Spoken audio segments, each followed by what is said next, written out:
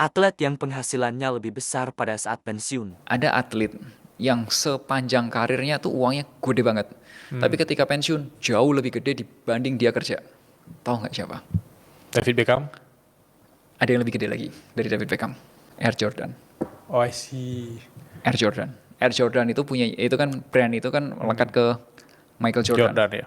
Even teman-teman kalau misal cek di tempatnya internet ya, penghasilan dia selama penghasilan beliau ya si Michael Jordan itu ketika ketika jadi basket itu udah gede banget. Iya. Tapi begitu dia pensiun jauh lebih gede lagi gitu.